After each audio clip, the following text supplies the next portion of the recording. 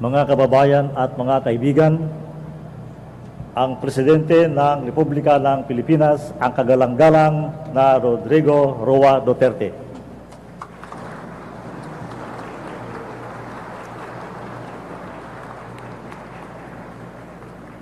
Kindly sit down. Salamat po. Alam mo, I was given this morning a prepared speech. It was all motherhood statements, and I felt that I had to do something more for the country. For it is my moral duty, my obligation, by my oath of office, that you should know what is happening to the country. Alam mo, ang problema natin is criminality, drugs, corruption, human trafficking, at yung corruption lalo na sa gobyerno. Dito sa criminality, iisahin ko na lang. Lalong lumala ang ating law and order with the advent of just give the tickets pahinga, please. Sorry. Give the tickets pahinga to the troops.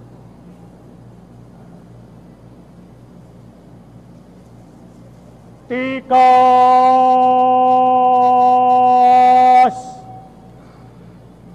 Ha!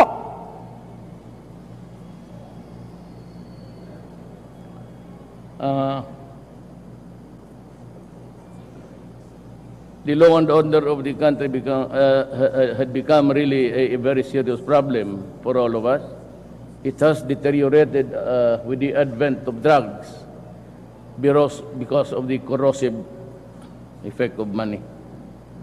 I am very sad, but on the drug scene, we all long suspected na may maraming mga police sa gobyerno na involved sa drugs. I am not ready yet with the other branches of government agencies sa yung kagaya ng customs. I still have to validate it, but I already have the raw information. I am compelled by my sense of duty na sabihin sa inyo lahat, lalo na yung mga pulis na nasabit sa droga, one way or the other, who contributed to the deterioration of the law and order of this country. What is really, I said sad, is that ito yung mga tao who are given the honor to join the academies of our country, be it the PNP or the PMA, at the expense of the public. And they had this career of theirs.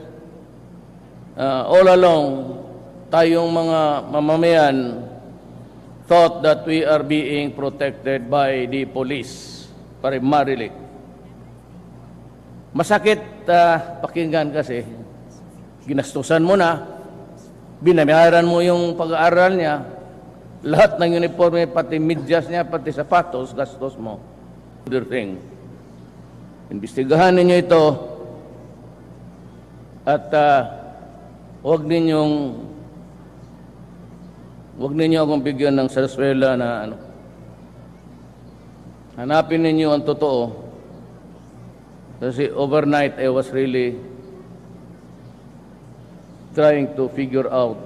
I do not necessarily humiliate people. It's not my practice. Politiko ako eh. Kung mayor lang ako, o wala naman akong kasali dyan sa bayan na yan, the Republic of the Philippines, okay lang. But dumating ako sa posisyon na to, and I said, I have this sacred obligation to the Filipino people. By my oath of office, I have to tell you the truth. And the truth for the moment is, ito after so many validations, even when I was still mayor of Davao City, lumalabas na itong mga pangalan na to. Talagang lumalabas na. At nakikita mo na mga yon with the intensification of the criminal syndicates and the drug distribution, marami nang namamatay. At marami pang mamamatay. At huwag kayong sumali niyan, baski police kayo, baski official kayo, because you will place yourself in the line of fire. Hindi ako mayabang, politiko ako. I mean, I keep silent, or sige lang, ariglo ito, okay lang. Pero huwag ninyong sirain ang bayan. No? I've been warning everybody. At the end of my speeches, when I was campaigning for the presidency, I always ended by saying, do not destroy my country because I will kill you. Do not destroy the young people of this country because I will kill you. Kung hindi pa naman sapat sa lahat yan, ewan ko. What else? So, the campaign against drugs will continue. Hopefully, in the fullness of God's time, I may not be able really to clean it 3 to 6 months. But by the time, siguro, 3 months, 6 months and 1 day after, medyo tapos na. May partida lang isang araw. So you work overtime, and I'll be there with you to supervise everything. Now, let me be very, very clear. I have called upon the armed forces of the Philippines to help.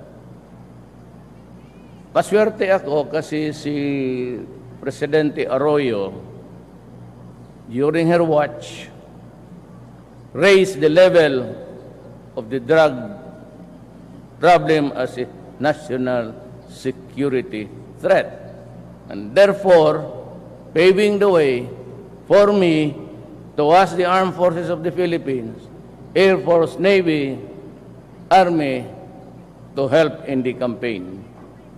Mabutit na lang nandyan yung, I said it was a approximation, I think, of President Arroyo long before.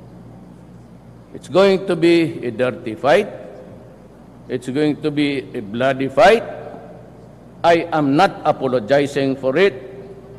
And may I tell all and sundry, lahat, even the international community, lahat ng disgrasya, magkakaso, anumang kaso, under the revised penal code, in the fulfillment of your duties as public authority, akin yan. Mine and mine alone. I assume full legal responsibility for it. Huwag kayong matakot basta nasa tama tayo. Just observe the law. Hindi kasi, alam mo, when I tell itong mga bugok, alam mo pa pagsabi ako, shoot to kill, it means to say that when you are there hunting for the idiot and you think that there is a fight that would result in your demise, then why would you die? Shoot first, but only when you think that your life is in danger. That is a pabalik-balik yan sa 2 years. Yung mga polis na 2 years lang ano. Yung lalo nang gumaduate ng PNP, alam ninyo yan. So itong mga media na to, hayaan mo yan. Hindi naman dumadaan ng polis yan. All of them are not lawyers. When I say reward, dead or alive, it's mean the same thing. There are laws to be observed before you do it.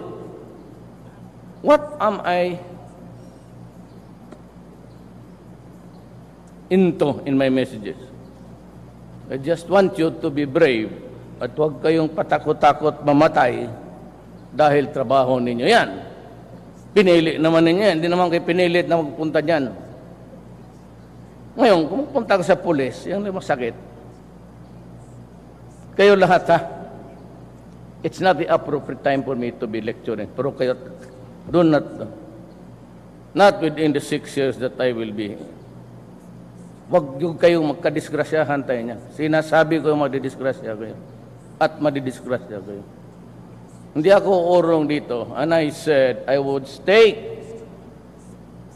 my honor, my life, and even the presidency. Kaya kong bitawan yan. I do not have any illusions about being there all the time or hanging onto the pressure. Nandito na rin ako, gawin ko ang gawin ko. Kasi maraming presidente dumaan sa bayan natin na ano nangyari? Kasi hindi ninyo pinapakinggan eh. Yan ang mahirap. Now the problem with let me give you a lecture about the human rights. Sabi nila noon, ito si Duterte is advocating for death by hanging. Heinous crimes. Kasi noon, meron tayong death penalty. Anong sinasabi nila?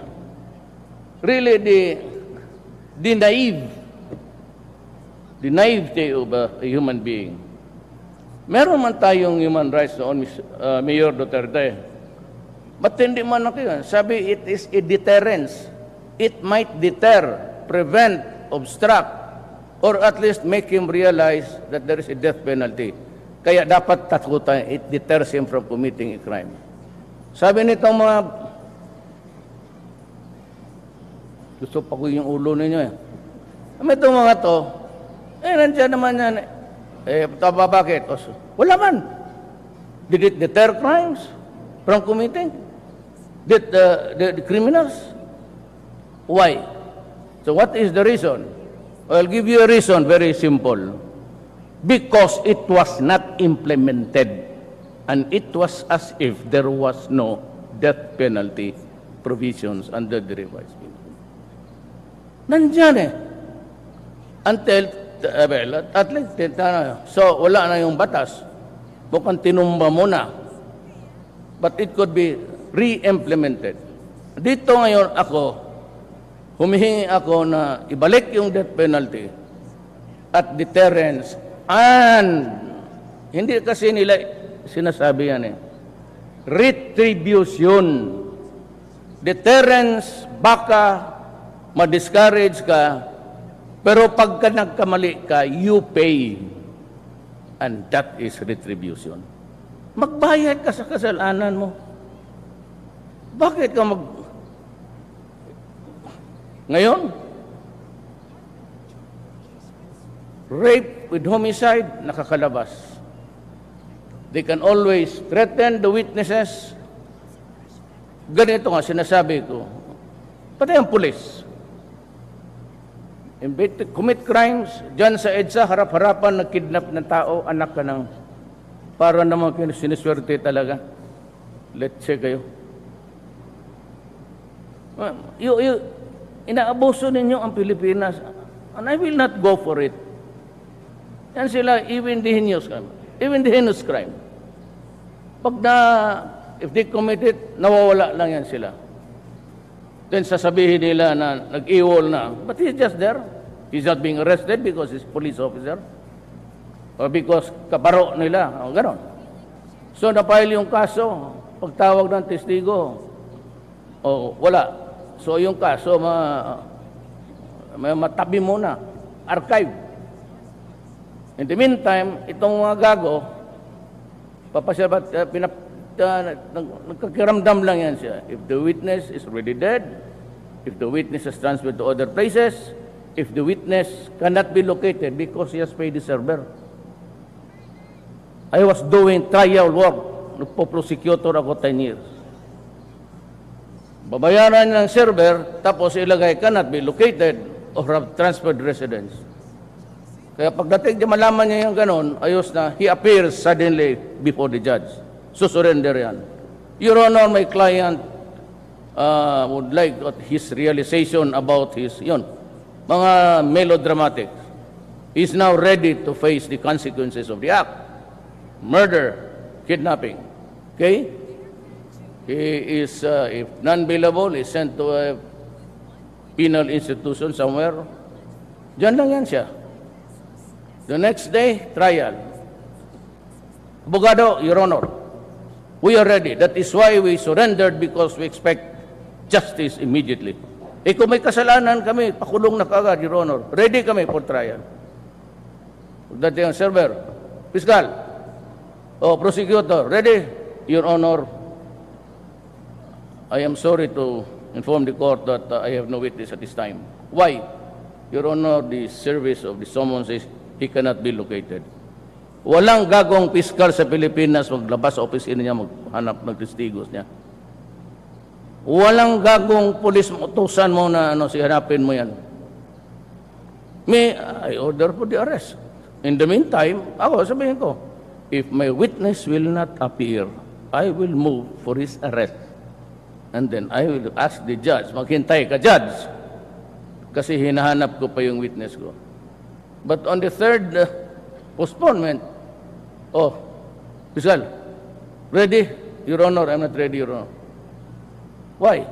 Same answer, Your Honor. They will invoke, Your Honor, sabi ng defense, I move to dismiss the case because my client has been deprived of speedy trial, which is guaranteed under the Constitution. The judge cannot do anything.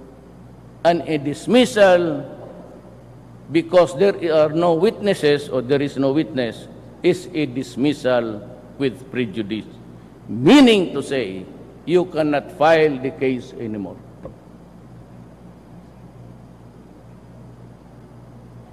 Anong gawin ko? Non-fiscal ako. I just can really bite my tongue.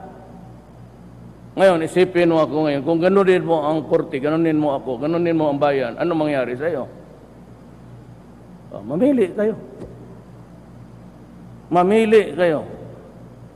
Huwag ninyong lukuhin ang bayan sa panahon ko kasi hindi ako papayag. That goes for all. Criminality, hanggang ngayon hindi pa makuha. So, nandito yung ating Director General, yung kidnapping, yung mga karnapping. Ito si Evangelista, yung ardent na sabak ngayon. Ito yung tatay na nag-drive doon sa kasa ng kotse. May-ari man siya, anak niya. Diretso-diretso na kinarnap, sinunog pa yung katawan. Bakit mo ba ganunin kung patay mo na yung tao? Bakit mo susunugin? Kung ilantad mo lang na yan, bakit mo? Why do you? Itong mga Chinese community, time and again, about siguro mga 42, 43, I do not know. But I'm sure over 40. Kidnap, anak, bata, magbayad, ransom, wala na. Sige pa rin, hingi-hingi. Yung pala, wala na talaga. Pero sa Davao, sabihin ko sa inyo totoo, lahat ng kidnap doon, patay. Hindi ko kayo tinatakot. You go and check the records. Lahat ng kidnap sa Davao, patay.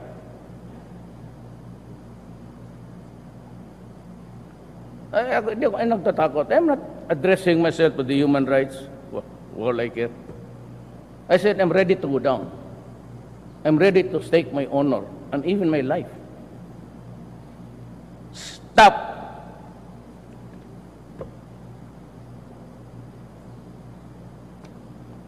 Then we have the corruption in government. Again, it has to stop. Decades of corruption. Wala na talaga ang tao mapunta. Baski ako nung fiscal ako, I want to go to the postal office to get my things there. And even my mother, may pinapadala yung magbayad talaga. Stop.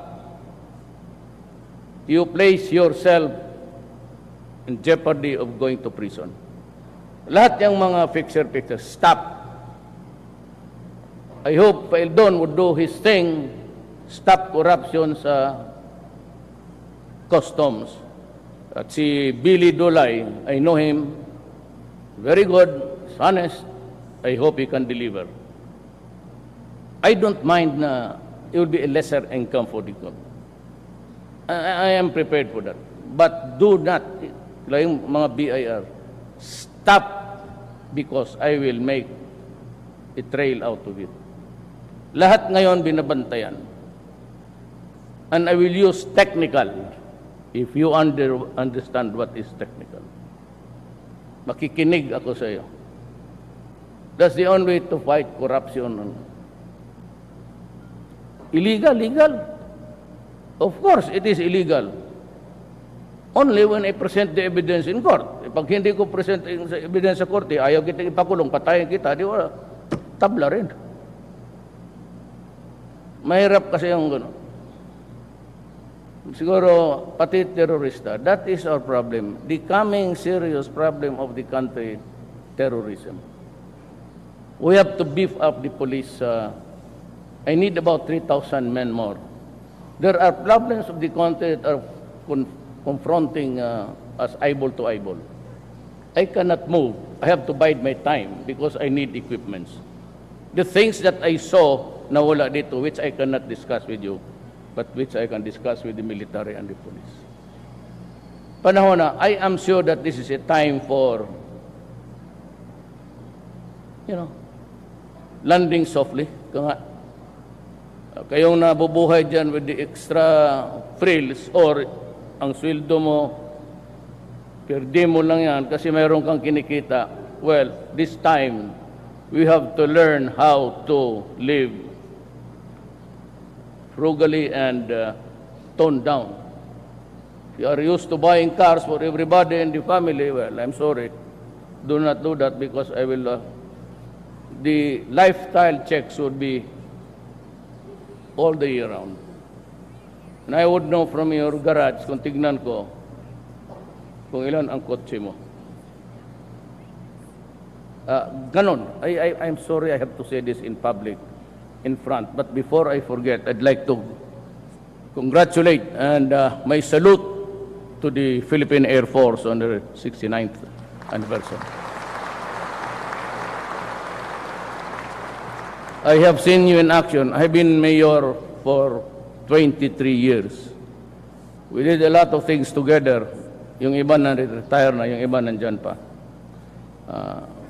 Sabagay kayong, those of you who have observed me close, na maintindihan na ninyo ako. These are the things I cannot really swallow. And there are things which I cannot swallow until now, but I cannot move because naghingi lang ako ng timing. So, lahat ito kasi kailangan natin. More than at any other time, ganon din announce ko, na kailangan ninyo tumulong sa bayan. I am sure that kayong mga security forces, you will have all the things that you need. I will see to that. Lahat kailangan. We will acquire more helicopters and night vision capability. Yan ang nag-hamper. If I have that, then we can improve our performance. Good that we are talking to the Communist Party of the Philippines. Doing well, and we hope to have a firm agreement by the end of the year if Sison would come home. I am ready to give him a safe conduct pass. And yung Tiamson spouses, pati si Halandone, I am not ready to release everybody. Only after the success of the talks, if there's one coming our way, bago ko sila i-release all. Now we can grant amnesty, but they have to lay down their arms.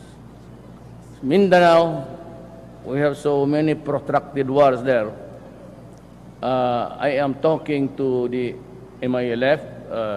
I've been communicating with the NOR.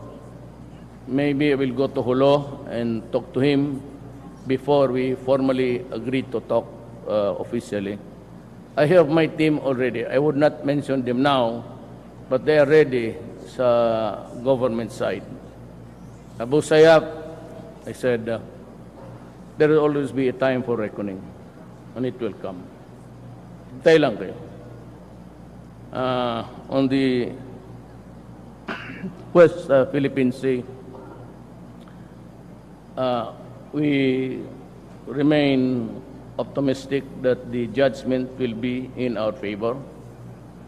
And if it's not, then we will accept it as part of a country who honors international commitments, that is by the UNCLOS. If it's favorable to us, let's stop. We are not prepared to go to war. War is a dirty word now, but we will proceed accordingly after we shall have the copy of the arbitral judgment. We will always decide for the greater interest of our country. In the meantime, we are just hopeful for that. So again, I repeat, the drive against crime, criminality, and drugs will continue. Pati yung mga, do not so much focus on, I'm reminding the police, focus on yung mga drugs lang. Do not forget sa bagay naglipatan na lahat itong kidnap or ransom, murder for hire. Huwag ninyong palusutin yan. Pero pang iba nag-shift na lahat because ang drugs mura, madali itago at pera kaagad. I said, I gave everybody, every general, I think, of the Armed Forces of the Philippines, meron silang kopya yung kay Ian Grillo. He's the guy who wrote about the sad state of South America and those countries who fall into narco-politics. If not interdicted, itong droga na ito, especially retired General Vicente Luot of Class 82, PMH siguro to. He's now the mayor of a municipality. Narco-politics yan. And a host of other cities na hindi na-validate ng... Gusto ko kasi yung validated talaga. Itong sa ibang lugar pumunta tatanong talaga ako. I go there and ask. I hope that we would have a brighter tomorrow, our children safe from being harmed. Itong mga kriminal, baski saan, mga Pandakan, mga Santa Ana, Tondo, the criminals have hijacked. They have taken over the public streets and public places. Ang ating mga anak, hindi na sila makapasyal. And every time nagsasakay ng bus, yung mga anak natin na hindi naman lahat mayaman nagpapawis na yung kamay and they are under stress because hold up. We have to remove that fear. We have to remove that fear. Let us transfer that fear in the hearts of the criminals. Kaya kayong mga kriminal, huwag kayong magpasakay-sakay ng bus. Baka hold upin kayo ng pulis. Kayong mga kidnappers, huwag kayong makidnap kasi maabutan kayo ng tactical team ng Air Force, baka kayo ang makidnap. Na ngayon, pihian ka ng pera, wala kang pera. Kung ako ang Air Force, kikidnapin kita because marami ka nang kinidnap. Tapos sabihin mo, saan pera mo? Wala sir kasi nagastos na sa sabungan. Di patayin kita. Wala ka pa ng pera So, huwag kang magpa-kidnap-kidnap kung wala kang pera. Kasi kidnapper ka, tapos kung ikaw makidnap, wala kang maibigay, tapos ka rin. Ganoon lang ang buhay, di ba? It's retribution. If the courts cannot give it, somebody will. God. Maraming salamat po. Thank you, sir.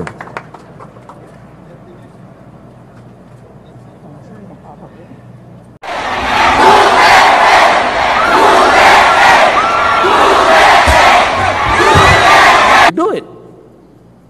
What am I into in my messages? I just want you to be brave at huwag kayong patakot-takot mamatay dahil trabaho ninyo yan. Pinili naman ninyo, hindi naman kayo pinilit na magpunta dyan. Ngayon, kung pupunta ka sa pulis, yung masakit. Kayo lahat ha, it's not the appropriate time for me to be lecturing. Pero kayo, do not within the 6 years that I will be. Huwag yung kayong magkadisgrasyahan tayo niya. Sinasabi ko yung madidisgrasya kayo. At madidisgrasya kayo. Hindi ako urong dito. And I said, I would stake my honor, my life, and even the presidency. Kaya kong bitawan yan. I do not have any illusions about being there all the time or hanging on to the pressure. Nandito na rin ako, gawin ko ang gawin ko. Kasi maraming presidente dumaan sa bayan natin na ano nangyari? Kasi hindi ninyo pinapakinggan eh. Yan ang mahirap. Now the problem with let me give you a lecture about the human rights. Sabi nila noon, ito si Duterte is advocating for death by hanging. Heinous crimes. Kasi noon, meron tayong death penalty. Anong sinasabi nila? Really, the naivety of a human being. Meron man tayong human rights noon, Mayor Duterte. But hindi man ako yun. Sabi, it is a deterrence. It might deter, prevent, obstruct, or at least make him realize that there is a death penalty. Kaya dapat takutan, it deters him from committing a crime. Sabi nitong mga, gusto pa ko yung ulo ninyo eh.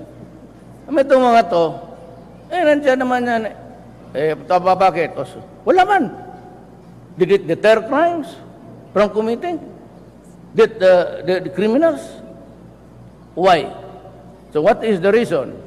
I'll give you a reason, very simple. Because it was not implemented, and it was as if there was no death penalty provisions under the revised penal. Nandiyan eh. Until, at least, so wala na yung batas. Mukhang tinumba mo na. But it could be re-implemented. Dito ngayon ako, humihingi ako na ibalik yung death penalty at deterrence. And hindi kasi nila sinasabi yan eh. Retribution. Deterrence, baka ma-discourage ka, pero pagka nagkamali ka, you pay. And that is retribution. Magbayad ka sa kasalanan mo. Bakit ka Ngayon, rape with homicide, nakakalabas. They can always threaten the witnesses. Ganito nga, sinasabi ko. Pati ang pulis. Commit crimes, dyan sa EDSA, harap-harapan, nag-kidnap ng tao, anak ka ng, para naman siniswerte talaga. Let's say kayo. Inaabuso ninyo ang Pilipinas. And I will not go for it. Yan sila, even the heinous crime. Even the heinous crime. Pag if they commit it, nawawala lang yan sila. Then sasabihin nila na nag-iwol na. But he's just there. He's not being arrested because he's police officer. Or because kaparo nila. O gano'n. So napile yung kaso. Pagtawag ng testigo, wala. So yung kaso, matabi muna. Archive. In the meantime, itong mga gago, nagkakiramdam lang yan siya. If the witness is already dead, if the witness is transferred to other places, if the witness cannot be located because he has paid the server. Baski ako nung fiscal ako, I want to go to the postal office to get my things there. And even my mother, may pinapadala yung magbayad talaga. Stop. You place yourself in jeopardy of going to prison. Lahat yung mga fixer-fixer, stop. I hope Paildon would do his thing, stop corruption sa Customs. At si Billy Dulay, I know him, very good, honest. I hope he can deliver. I don't mind na it will be a lesser income for the government. I am prepared for that. But do not, like mga BIR, stop because I will make a trail out of it. Lahat ngayon binabantayan. And I will use technical, if you understand what is technical. Makikinig ako sa iyo. That's the only way to fight corruption. Illegal, legal? Of course, it is illegal. Only when I present the evidence in court. Pag hindi ko present yung evidence sa korte, ayaw kita ipakulong, patayin kita, di ba? Tabla rin. Mahirap kasi yung gano'n. Siguro, pati terorista, that is our problem. The coming serious problem of the country, terrorism. We have to beef up the police. I need about 3,000 men more. There are problems of the country that are confronting us eyeball to eyeball. I cannot move. I have to bide my time because I need equipments. The things that I saw na wala dito, which I cannot discuss with you, but which I can discuss with the military and the police. Panahon na, I am sure that this is a time for, landing softly. Kayong nabubuhay dyan with the extra frills or ang sweldo mo, perdi mo lang yan kasi mayroon kang kinikita. Well, this time, we have to learn how to live frugally and tone down. You are used to buying cars for everybody in the family. Well, I'm sorry. Do not do that because I will, the lifestyle checks would be all the year round. And I would know from your garage kung tignan ko kung ilan ang kotse mo. Ganon. I'm sorry I have to say this in public, in front. But before I forget, I'd like to congratulate and my salute to the Philippine Air Force on their 69th anniversary. I have seen you in action. I've been mayor for 23 years. We did a lot of things together. Yung iba na retire na, yung iba nandyan pa. Sabagay kayong, those of you who have observed me close, na maintindihan na ninyo ako. These are the things I cannot really swallow. And there are things which I cannot swallow until now, but I cannot move because naghingi lang ako ng timing. So, lahat ito kasi kailangan natin. More than at any other time, ganon din announce ko, na kailangan ninyo tumulong sa bayan. I am sure that kayong mga security forces, you will have all the things that you need. I will see to that. Lahat kailangan. We will acquire more helicopters and night vision capability. Yan ang nag-hamper. If I have that, then we can improve our performance. Good that we are talking to the Communist Party of the Philippines. Doing well, and we hope to have a firm agreement by the end of the year if Season would come home. I am ready to give him a safe conduct pass. And yung Tiamson spouses, pati si Halandone, I am not ready to release everybody. Only after... Mga kababayan at mga kaibigan, ang Presidente ng Republika ng Pilipinas, ang kagalang-galang na Rodrigo Roa Duterte.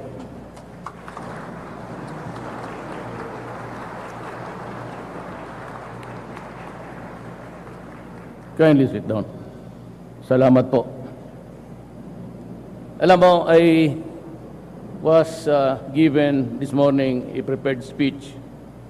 It was all motherhood statements, and I felt that I had to do something more for the country, for it is my moral duty, my obligation, by my oath of office, that you should know what is happening to the country. Alam mo, ang problema natin is criminality, drugs, corruption, human trafficking, at yung corruption lalo na sa gobyerno. Dito sa criminality, iisahin ko na lang. Lalong lumala ang ating law and order with the advent of just give the tickets pahinga, please. Sorry. Give the tickets pahinga to the troops.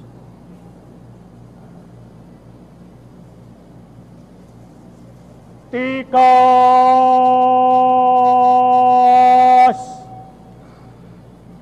Ho!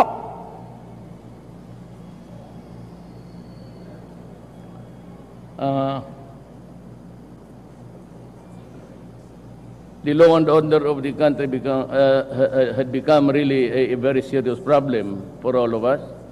It has deteriorated with the advent of drugs because of the corrosive effect of money. I am very sad, but on the drug scene, we all long suspected na may maraming mga police sa gobyerno na involved sa drugs. I am not ready yet with the other branches of government agencies sa yung kagaya ng customs. I still have to validate it, but I already have the raw information.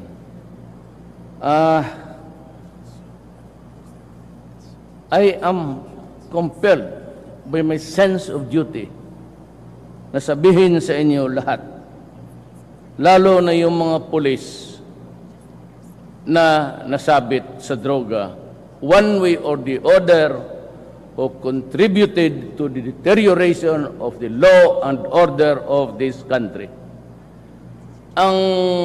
What is really,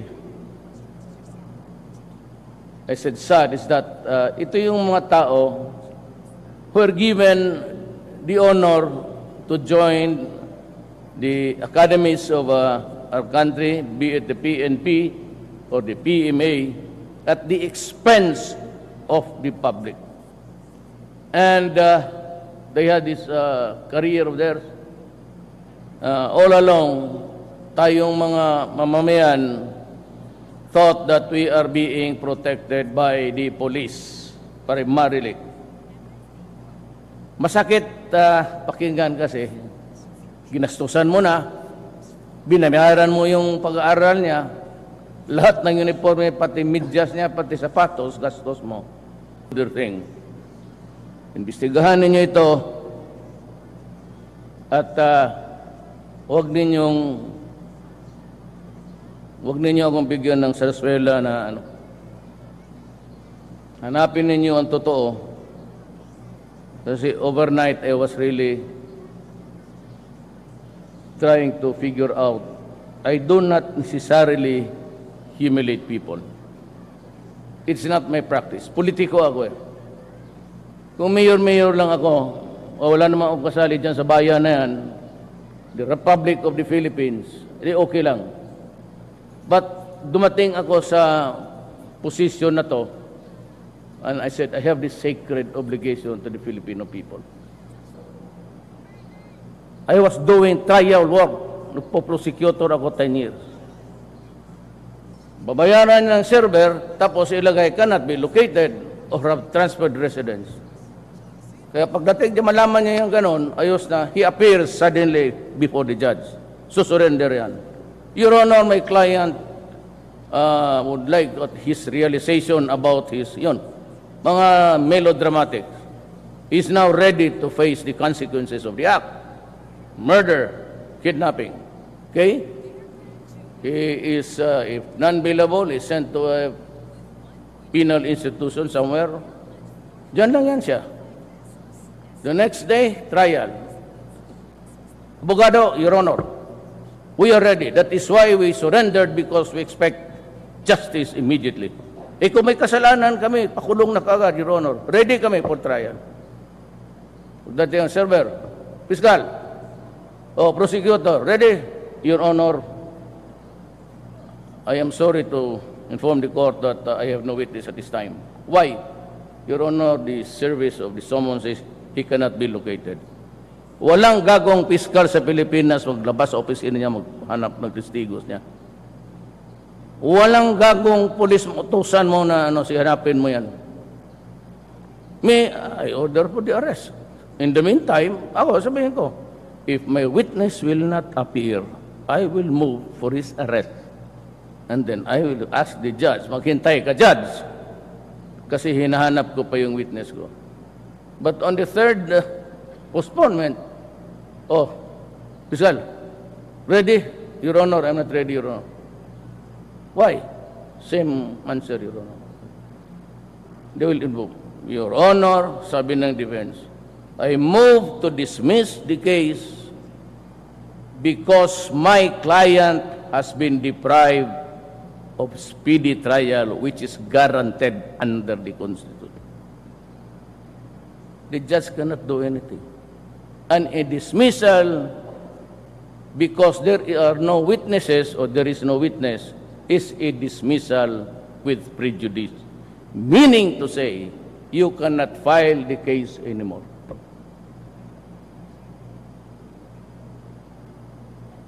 Anong gawin ko? Non-fiscal ako. I just can't really bite my tongue. Ngayon, isipin mo ako ngayon, kung ganunin mo ang korte, ganunin mo ako, ganunin mo ang bayan, ano mangyari sa'yo? Mamili kayo. Mamili kayo. Huwag ninyong lukuhin ang bayan sa panahon ko kasi hindi ako papayag. That goes for all. Criminality, hanggang ngayon hindi pa makuha. So, nandito yung ating Director General, yung kidnapping, yung mga karnapping. Ito si Evangelista, yung ardent na sabak ngayon. Ito yung tatay na nag-drive doon sa kasa ng kotse. May-ari man siya, anak niya. Diretso-diretso na kinarnap, sinunog pa yung katawan. Bakit mo ba ganunin kung patay mo na yung tao? Bakit mo susunugin? Kung ilantad mo lang na yan, bakit mo? Why do you? Itong mga Chinese community, time and again, about siguro mga 42, 43, I do not know. But I'm sure over 40. Kidnap, anak, bata, magbayad, ransom, wala na. Sige pa rin, hingi-hingi. Yung pala, wala na talaga. Pero sa Davao, sabihin ko sa inyo totoo, lahat ng kidnap doon, patay. Hindi ko kayo tinatakot. You go and check the records. Lahat ng kidnap sa Davao, patay.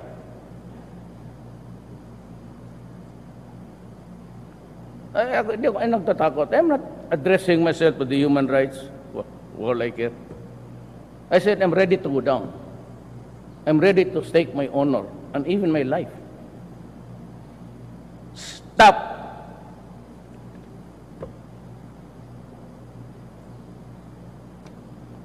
Then we have the corruption in government. Again, it has to stop. Decades of corruption. Wala na talaga ang tao mapunta. By my oath of office, I have to tell you the truth. And the truth for the moment is ito after so many validations, even when I was still mayor of Davao City, lumalabas na itong mga pangalan na to. Talagang lumalabas na. At nakikita mo na mga yon with the intensification of the criminal syndicates and the drug distribution. Marami nang namamatay. At marami pang mamamatay. At huwag kayong sumali niyan, baski police kayo, baski official kayo, because you will place yourself in the line of fire. Hindi ako mayabang. Politiko ako. I mean, I keep silent. Sige lang. Ariglo ito, okay lang. Pero wag ninyong sirain ang bayan. No? I've been warning everybody. At the end of my speeches, when I was campaigning for the presidency, I always ended by saying, do not destroy my country because I will kill you. Do not destroy the young people of this country because I will kill you. Kung hindi pa naman sapat sa lahat yan, ewan ko. What else? So, the campaign against drugs will continue. Hopefully, in the fullness of God's time, I may not be able really to clean it 3 to 6 months. But by the time siguro 3 months, 6 months and 1 day after, medyo tapos na. May partida lang isang araw. So you work overtime and I'll be there with you to supervise everything. Now, let me be very, very clear. I have called upon the armed forces of the Philippines to help.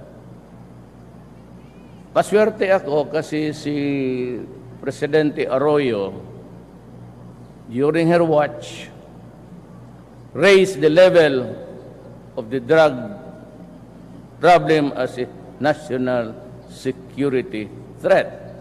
And therefore, paving the way for me to ask the armed forces of the Philippines, Air Force, Navy, Army, to help in the campaign. Mabutit na lang nandyan yung, I said it was a approximation, I think, of President Arroyo long before. It's going to be a dirty fight. It's going to be a bloody fight. I am not apologizing for it. And may I tell all and sundry, lahat, even the international community, lahat na mga disgrasya, magkakaso, anumang kaso, under the revised penal code, in the fulfillment of your duties as public authority, akin yan. Mine and mine alone. I assume full legal responsibility for it. Huwag kayong matakot basta nasa tama tayo. Just observe the law. Hindi kasi, alam mo, when I tell itong mga bugok, alam mo pa pagsabi ako, shoot to kill, it means to say that when you are there hunting for the idiot and you think that there is a fight that would result in your demise, then why would you die? Shoot first, but only when you think that your life is in danger. That is a pabalik-balik yan sa 2 years. Yung mga polis na 2 years lang ano. Yung lalo nang gumaduate ng PNP, alam ninyo yan. So itong mga media na to, hayaan mo yan. Hindi naman dumadaan ng polis yan. Not, all of them are not lawyers. When I say